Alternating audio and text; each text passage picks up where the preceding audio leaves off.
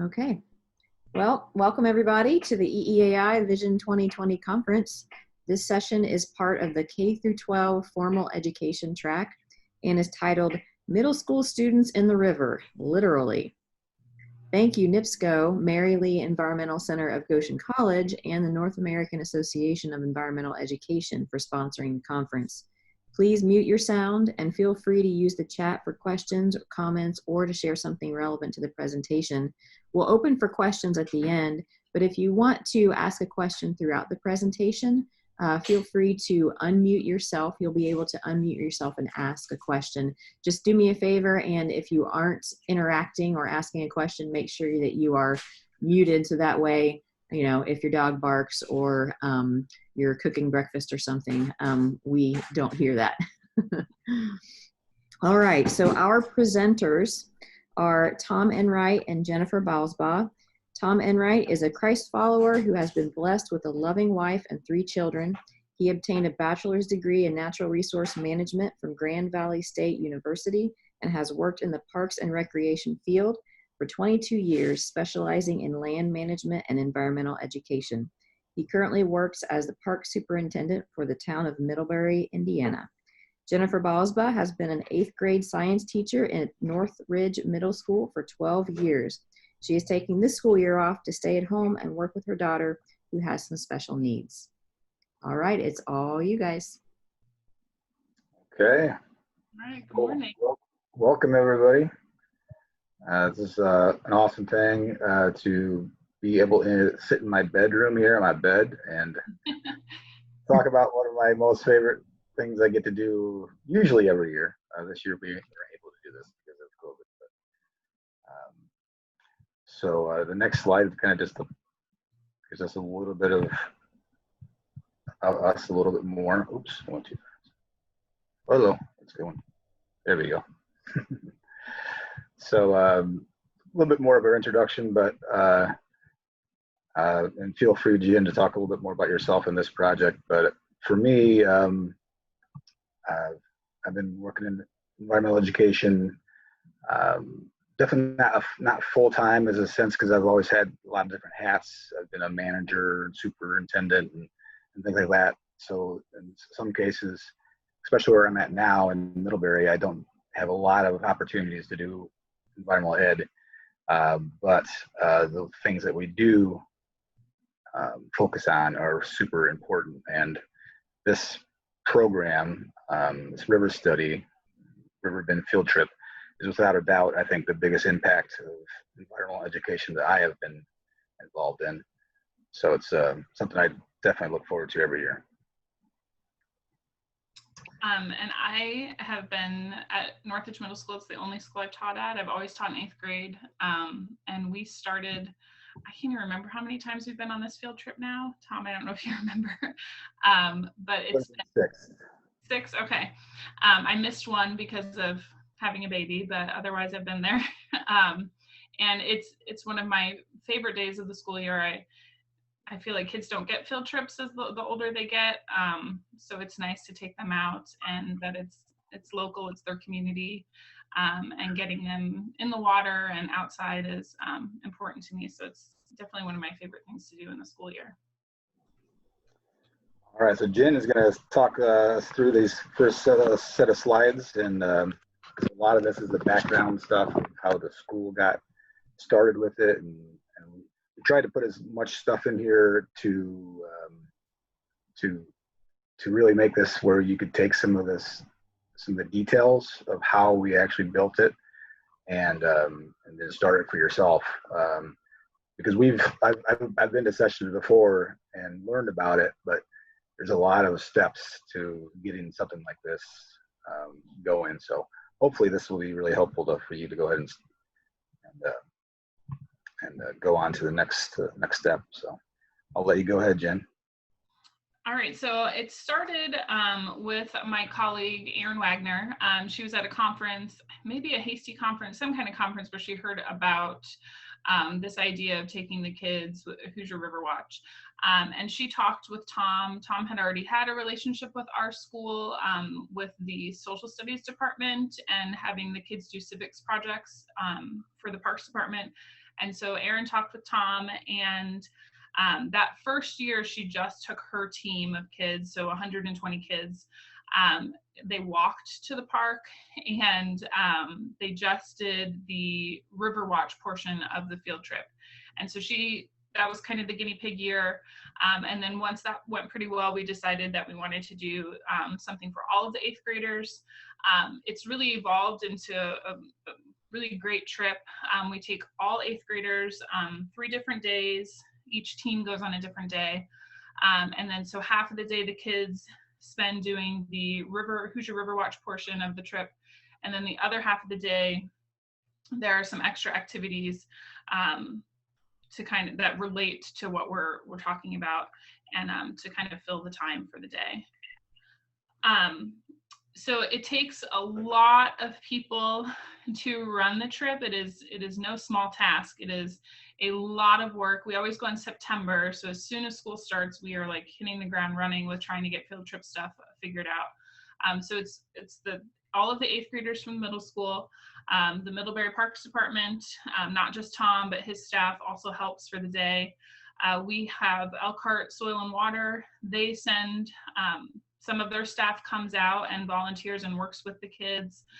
We have a couple of people from Ethos, which is a local science center here in Elkhart, and they come out and work with the kids.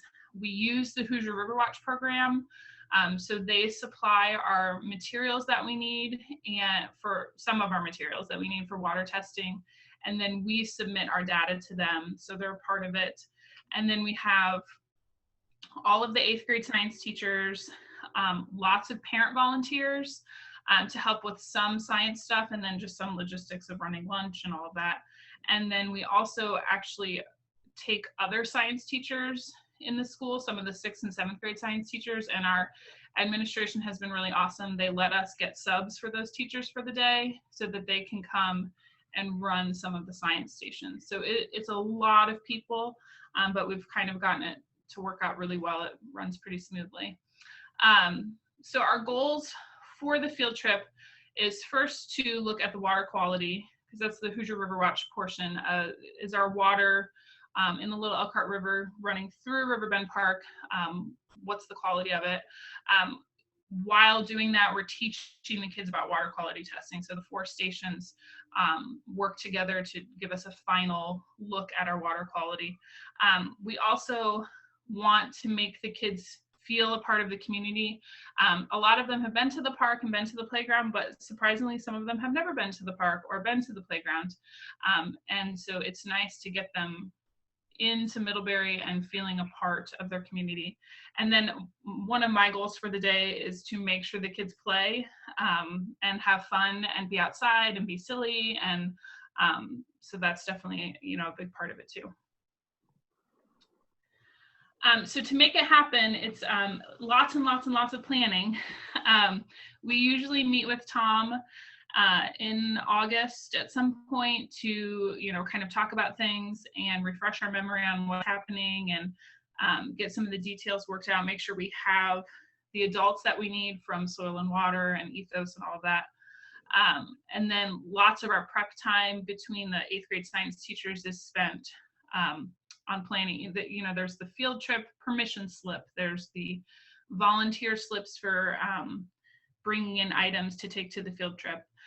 Approval from the school board has to happen, and we always do that the school year before because it's such an early trip in the year. We go in September, and then we get the dates on the school calendar because it's surprising how quickly the calendar can fill up. So that happens the school year before. Busing, we take 2 buses, and we're fortunate that our local Elkhart Soil and Water, they have grants for these types of trips, and so that covers busing. So we don't have to worry about the money, because I know that can be a big deal when it comes to field trips, is how are you going to pay for busing? And we're very fortunate that we get that grant to cover busing every year. We do take food. The kids eat lunch while they're on the field trip. And the money for food, we actually ask for donations from parents for either water bottles or bags of chips, or just send in money. And we're fortunate, we have great parents. It depends on the year, but usually, like last year, I got more water and more chips than I had for my kids. And we also we have a school-wide fundraiser, and we can request money from that. So most of the food is donations from either parents or fundraising. For adult help, so the local science people, like I've talked about, from Soil and Water and Ethos, science teachers from other grades, and then parent volunteers. And we need probably like 15 at least adult helpers to run stations, to run lunch, to just kind of supervise. The supplies that we need, it's quite an extensive process of packing supplies. We get supplies from Hoosier River Watch as part of their program. We use supplies from the Parks Department, water shoes and other things for some of the river stations. Soil and Water lets us use some of their supplies for getting into the river, some of their nets. And then the Science Department, we have our science supplies that we send, and we pack up totes for every station, and it's a big process, but it really works out well. And another detail that you don't think of, and I would have never thought of as being a teacher, is insurance. So we have our school add the town of Middlebury as a rider for those 3 days, just in case anything were to happen, that legal stuff is taken care of. So one thing that Jen's mentioned a couple times is we do this in the fall, and so probably from a teacher, it's crazy because it's like it's one of the first things you got to do. You got to get to know your kids enough to call them by name if they're running away. And but the main reason we do this in the fall is because the temperature is usually warmer. Definitely the water temperature is warmer. Yeah. Usually the air temperature is warmer, and the water level is much lower. In springtime, we could have some serious water levels that would make it definitely unsafe for the kids to get into the river. And it's just a lot easier to collect your macro invertebrates. And so the opportunity makes the field trip better in the fall, although it puts a lot of pressure on the teachers and the staff to get it all ready to go. That's why we start planning the August before to get that stuff going, and the approvals like Jen mentioned. So. And from a school perspective, and the fall is a little less busy. The spring is really busy with iStep and NWEA and end of year wrap up things, and there's always something happening. It seems like from April on, it's busy.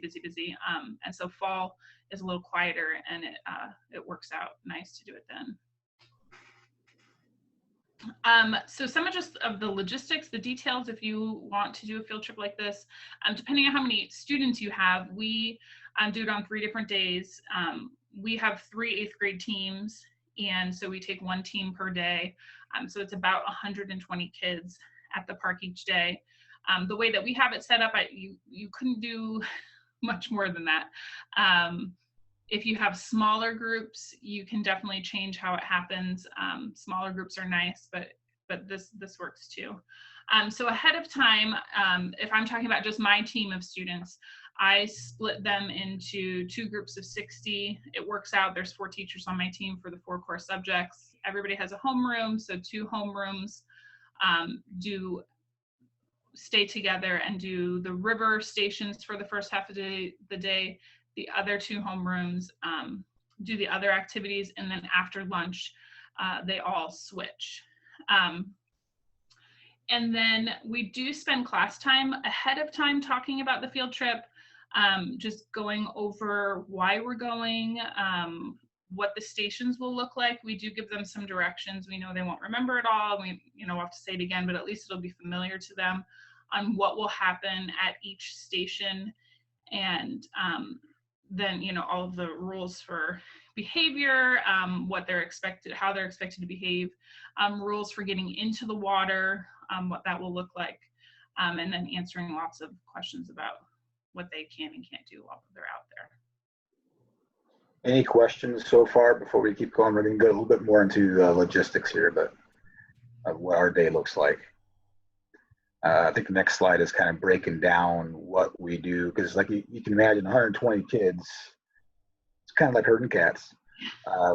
You got to break them down into groups, and especially in the river, you can break them down into further groups just so it can be manageable and actually get them to do the activities and learn something and get a good experience from it. But feel free to chime in with any questions if you guys want to now or at the end.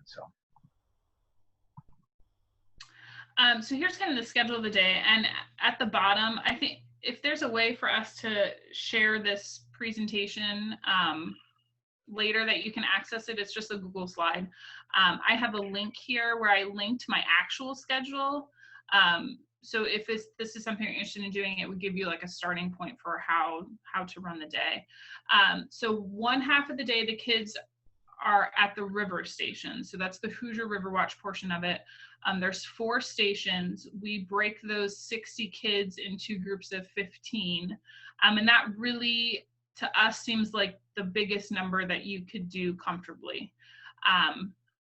And so they rotate through those 4 stations. It's about 20 minutes at each station. And time-wise, that seems to work out well. We have lunch in the middle of the day, and that kind of divides up our day. So we get subs from Walmart, the really big 6-foot subs, bags of chips, cookies, and everybody gets a water bottle. And then they do have recess time. They have a pretty long lunch. The lunch kind of staggers depending on the group. They're not all at lunch at the same time. One group starts early, and then the next group starts, and then they have a little time all together, and then a little time separate. There's a lovely playground at Riverbend, and so they get to play on the playground, which they love because they don't get to do that anymore as middle schoolers. And then we always get equipment from our gym teachers. There's basketball courts, there's a volleyball court, there's a field for playing soccer, there's a new gaga ball arena, I don't know what you call it, pit, okay. And so they, have time to relax and play and talk and whatever they want to do. Then the second half of their day, we play a game called Oh Dear, which I got from, is it Project Learning Tree? Is that what it's called? Project Wild, I believe. There's Project Wild, Project Wet, and yeah.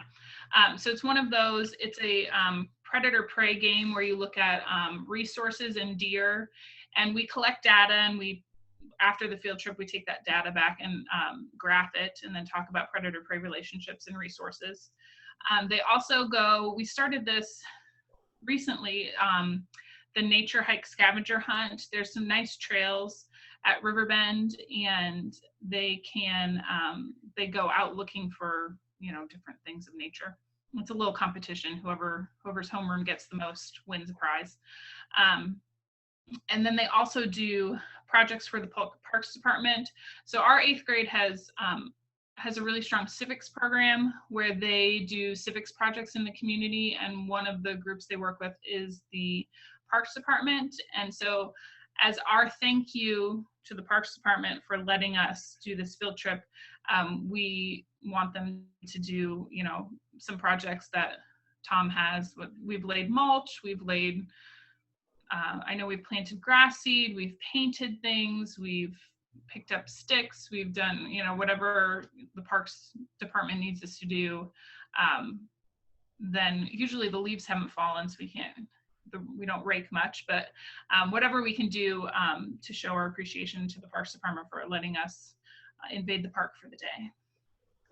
And just real quickly, the second half of the day, obviously the other group switches and they go to the river, and in the beginning of the day, the other group is doing what it shows down here in the second half of the day. So the predator prey game, Jen, if I'm correct, all 60 kids play that together, correct? Yeah, it's chaos, but it's okay. It works. It's nice to have that many people in the game, but it's a little bit like, herding cats. But it works. It works out good, and it's nice that we can, take it back to class and graph the data. And then this does not take the entire school day. Our schedule is set up where our 8th graders have their core classes and lunch to start the day, and they end the day with their expressive arts classes. So we get them back to school in time to have a water break, a bathroom break, sit down for a minute, and then go to their expressive arts classes. So we're at the park from about 9 in the morning until about 1 in the afternoon. Yep. And after the predator prey, you guys split up into two groups of 30, and 30 go to the nature hike, and 30 do the civics, and then they switch. And so that kind of gives them enough time till you're not hauling mulch for a whole 45 minutes. And so it's a way that we've developed that it fills the time up for all the kids. They don't get too bored, and they're given back with the civics program, and it works out pretty well now. Since we've been doing this for 5 years, this would have been the 6th year. So and the kids, when I ask like, what's your favorite part of the day, most of them say getting in the river. But really, I have kids who like all portions. Some of the kids really like the nature hike. Some of the kids really like doing the projects. It just depends. But usually everybody says that it was a great day. Yeah. So then we're going to kind of go a little bit more in detail about the River Watch part of and how we rotate the kids through that. So like Jen said, we have 4 sections and 4 stations, and these next 2 slides are actually both station 1. So we combined the habitat evaluation. So hopefully you guys are familiar with Hoosier River Watch. If not, we had a link in this or you can just Google it.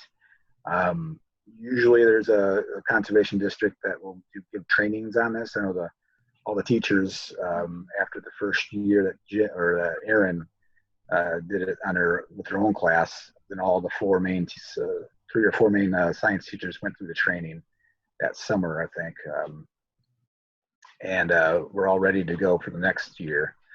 But they have a whole booklet that guides you through the whole thing, and there's a lot of really, you can kind of do as much or as little of these evaluations.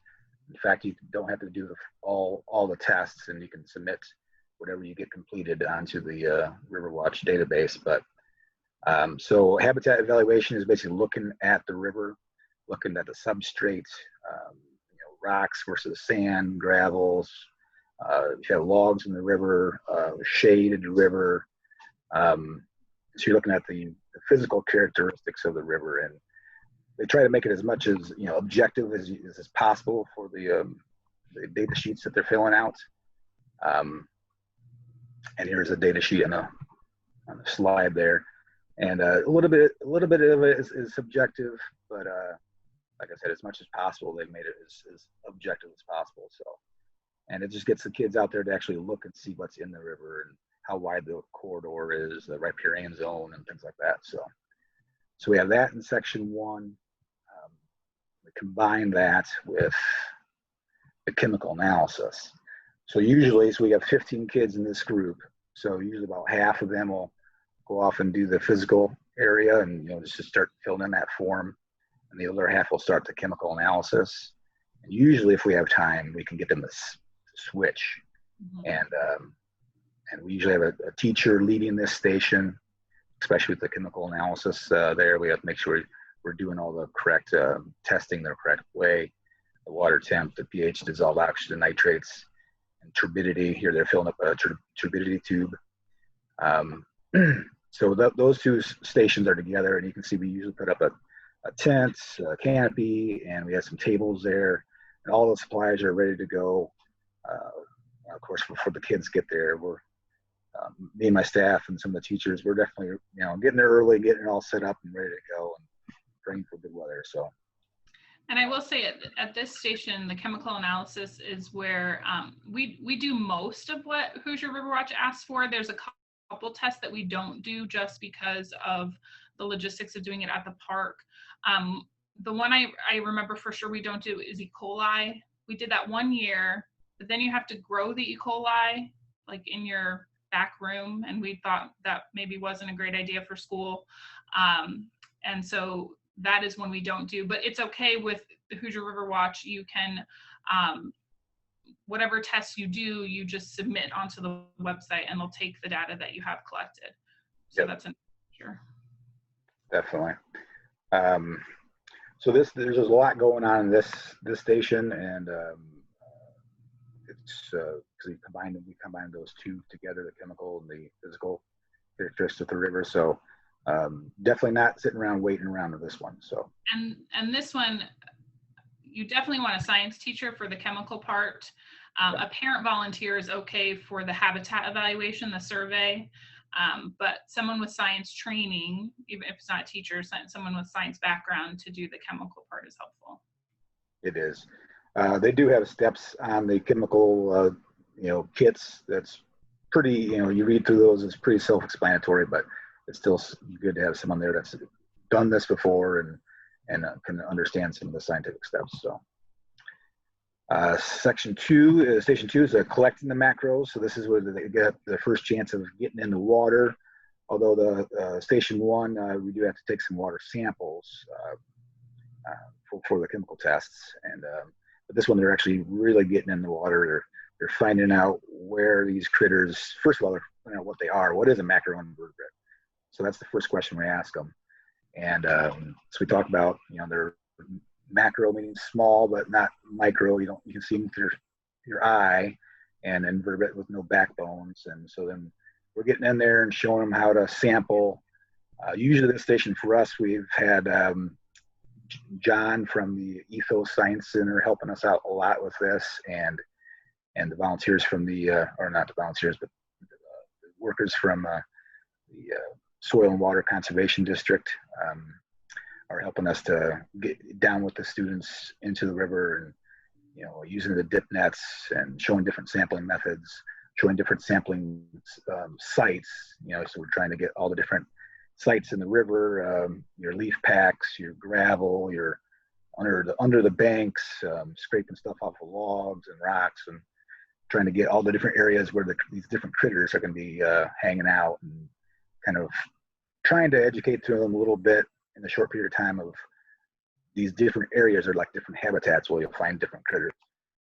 So usually this is the first point where the kids are like, oh, I'm not sure if I want to get in it. And there's still some that will not get in. Yeah. But and you need a few people on shore to get your tubs. So that is helpful to have a few kids, but I do try and guilt them in to getting. I tell them they don't have to, but this is where you have to have a pretty good set of ground rules on where you can and cannot go. There's a deep section, and we tell them we're not swimming today. The water should not come up past their knees, and so of course you've got a few kids who try and test that, but really it works out, and this is one of the favorite stations of the four. Yeah, I was gonna say 95% of the kids that are reluctant and do finally get in are really enjoyed getting in and having fun with it. So there's a little bit of a transition time of taking off their shoes and putting on the water shoes. So it takes a little bit of time, and then trying to keep those shoes together, the same sizes and stuff, can be a little challenging sometimes. But it's fun and definitely worth it right there. We're blessed that River Bend it's a shallow river for the most part, very very shallow gradient down into the river, not high banks, and it's a really ideal location for us to do this. So. And then identifying the macros. This is usually where I'm at. That way I'm up on shore. It's kind of in the middle of all four sections, where I can kind of help out if need be with some other areas. And I just love identifying the macros. So we're going through, and the kids. This is where usually in every case except for one of the kids are rotating. They're coming back with what they collected. Only the very first kids that start in this station don't actually find what they collected. But so they're coming back with all their stuff. They're like, look at this stuff in this tub. This is our tub's got the most stuff. And they're making the competition and stuff. And so they start getting in there. And of course, we try not to collect the fish. That's actually in the collection part in the river, because the fish always get all the attention. Oh, look at this fish. And they start naming them George and Teddy and Bruce. And then the next biggest thing is the crawdads. They just love the crawdads, and they give them names too. But then we try to get we rotate the tubs. We usually have 3 to 5 tubs per station or per group that's coming through. And so they're not just staring at the same tub, because some tubs have a little bit of stuff in there and some tubs have a lot of stuff. So rotate them through and try to get them to identify at least one critter. And this gets into this is a little blurry, but this gets into the dichotomous key, which is great for this age group too, because they're going through this I think this is a science standard, if I remember correct, Jen. And so they can actually, without any help, usually they can get really close to narrowing down what they're looking at. And of course, we have all the different supplies there to look at magnifying glasses and little 2-way magnifiers, so we can look at them from the top and the bottom. And of course, different apparatuses to collect these guys, either spoons or what works really well is actually turkey basters. Suck them up with a turkey baster and spit them out in the. We like to separate them into ice cube trays, and then you can isolate them. A white ice cube tray, so you have a good white background to see these critters. So then we're going around, and I got the clipboard and marking down what we see, and it's a lot of fun. And then we got the flow rate. This is a great picture. I'm glad you had this picture. So flow rate is basically you're going through, you're measuring the depth of the water at different intervals, the width of the stream at different intervals, and then you're timing the flow of the water using a ball, an orange, or an apple, or something like that. And so you have some really good mathematics here going on, which is a really good cross-disciplinary, and finding out how much. You usually don't find it out that day, but I think you guys calculate that later on back in the classroom, but find out how much volume of water is flowing through the river. And it takes a decent amount of time to do this, so but it's pretty fun. And is Tim McManus? Is he a math teacher? No, so Tim is a science teacher. So at this one, we usually have a science teacher in the river, and then you really do need an adult on shore. About half of the kids, half of the 15 can get into the river, and then the other half are on the shore because they're writing down the data that the kids in the river are shouting out. And this one, you do have to do some math while you're there at the park. But then we do most of the math back in the classroom. But this is the other station where we always want a science teacher or someone who has done it before and someone who does not mind. Some of the science teachers want to be in the river. Some of the science teachers do not want to be in the river. And so you just find someone who doesn't mind being in their waders all day to hang out here and get this one done. And a parent, we usually have a parent on the shore, not another science teacher, but one of the parent helpers, just to kind of keep an eye on the kids and make sure they're doing what they need to do. Before go after the field trip, just I'm not sure how much time we have. I don't have my phone or thing with me here, but it's huge at the beginning of this, and we were so blessed that Erin came to us, but I know sometimes it's the other way around. An environmental educator to go into a school. We already had a willing candidate and Erin, and then very quickly the other Jen and the other teachers. That is so huge to have them on board with this. If an environmental educator goes to them and tries to convince them to this, this would be so good, and I learned this. The kids would have so much fun at it. Well, it was, for us, it was just wonderful that they were ready and willing and able, and there's just been just nothing but a joy to work with. So Just huge kudos to Jen and Erin and the whole staff and everyone who makes it happen. So, well, and from our side, there's no way we could do this without the Parks Department. But it's a lot of work, but every year it's gotten easier and easier just because we're used to our routine and we've got all the kinks worked out. But it's worth it, definitely. Yeah. All right, Jen, do you want to do Sure. this?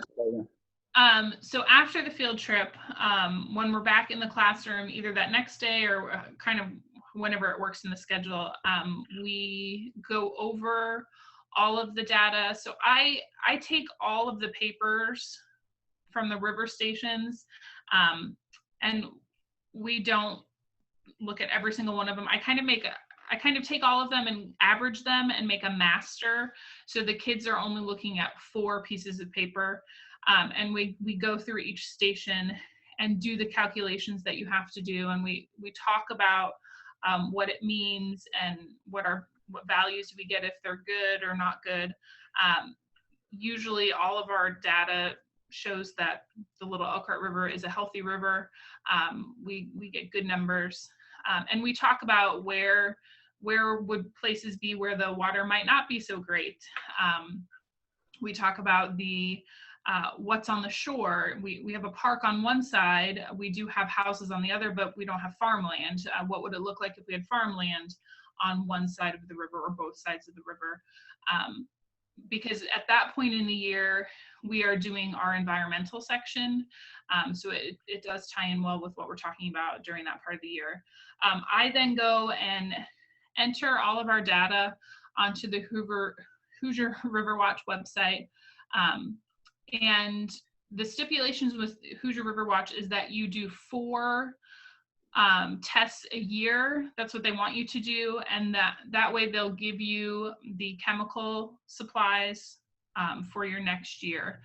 So we automatically get 3 because there are 3 teams. Now we have just started a high ability class. So we kind of get 4. It depends on if they go separate or if we put them in with the 3 teams. It kind of depends on what we're doing for the year. We would like to, in the future, either do a different location or go back to Riverbend with a smaller group of kids in the spring. We're still working that out. Like Tom said, the weather in the spring, we planned it one year and then it was like, there was no way we could have put kids in the river. The water level was too high. The teachers, we did go one summer and just do our 4th testing during the summer. And that was kind of fun just to be out doing science myself without having to teach anybody, just being out having fun in the river with my colleagues. So that's one way we'd like to expand this, is to do a different time of year, or Tom's talked about some different spots that we could maybe test that would work out. We do have the kids write thank you notes because trying to squeeze in that character education.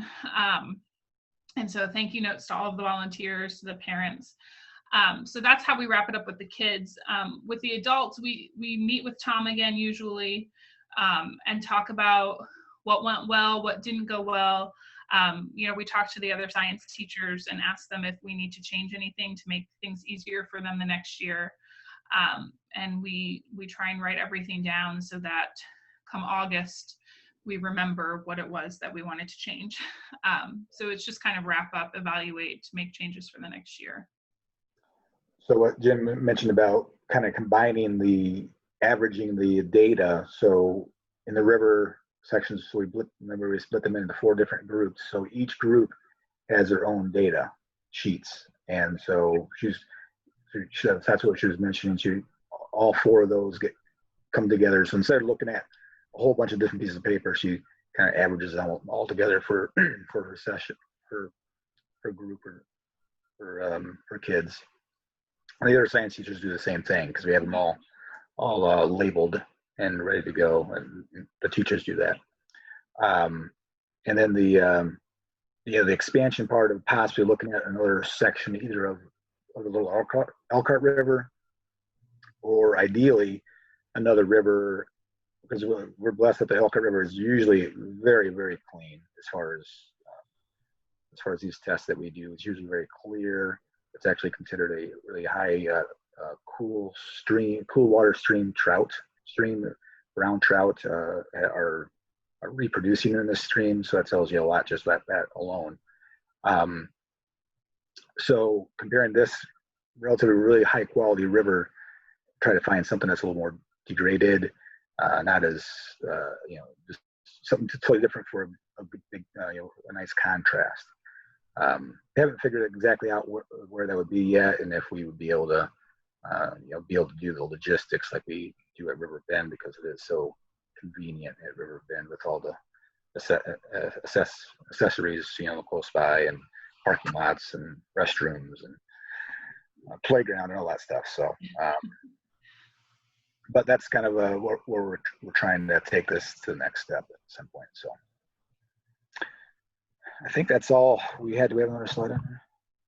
Just and if there's anything that if you're interested in doing this, if there's anything that you want, I did already put the schedule on here, but I have like our master to-do list, and I'd be happy to share that. I have our supply checklist for every station, river stations, and the games, and like our scavenger hunt paper and all of that. So if there's anything that you want, I'm happy to share it with you. My email's here on the screen, so just send me an email and I can share those documents with you if it's something you're interested in. It'll give you kind of a head start instead of having to start from scratch. Don't reinvent the wheel, just kind of piggyback off of this. So just let me know if you want any of that. I mean, even if someone is willing to come on up during one of our times we're doing it, coordinate, come actually see it and happening, that'd be wonderful. We'd be happy to have you come up. So I say up because we're pretty close to the Michigan border, so here in the county. So yeah. And I forgot to say, as the teacher, the science teacher, who's like, when it's my day, I am not at one station. I am running all over the park, making sure everybody has what they need, switching when they're supposed to, talking with parents, getting lunch ready, putting out fires, just kind of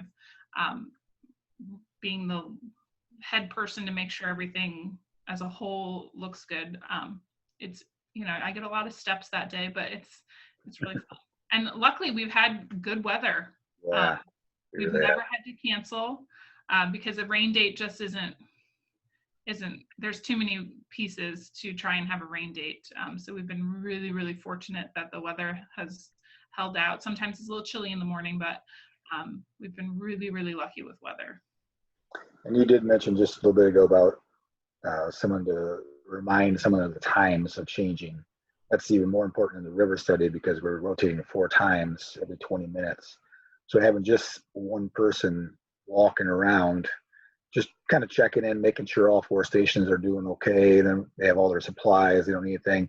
Plus they're our timeskeeper and they yell out, hey, you got 2 minutes, or usually a 5-minute countdown, then a 1-minute countdown is what we've done in the past. And that is extremely helpful because if you're in, a teacher, myself, one of the volunteers, you're in the middle of engrossed in the environmental education part of it, you just lose track of the time.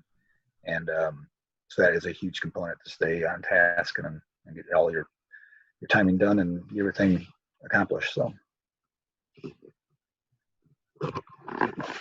Well, thank you guys. That was a great presentation. I know I learned a lot, so I'm going to get a lot from that.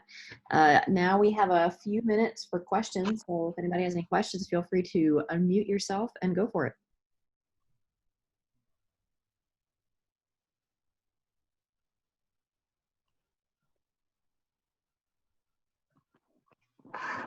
I have taken this, what we've done in Middlebury, and my kids, so I live on the border. I live in Michigan, work in Indiana, and my kids go to a small school in Marcellus. And so 350 kids down in Middlebury, we have 50 kids in the 8th grade class in Marcellus, the whole class.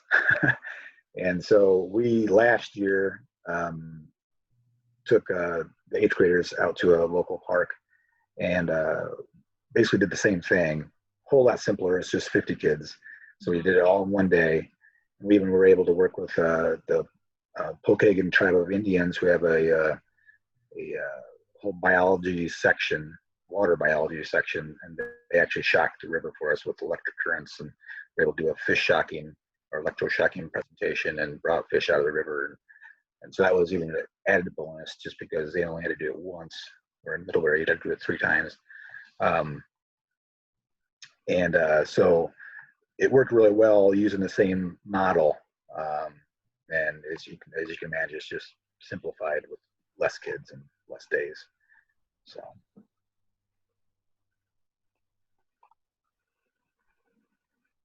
But still having those partnerships with the local parks and conservation district and stuff like that. Well, thank you, Tom. Thank you, Jennifer. We appreciate you being here at the conference. Thank you to everyone who joined us. Be sure to continue these discussions in the Whova app, and please make sure you fill out all the online evaluation forms for each session that you attend. Also, save the date for the EEAI 2021 conference, November 12th through the 14th. We have a couple minutes. I'm going to go ahead and turn off the recording, but if anybody has any last minute questions, let us know. Do we know where the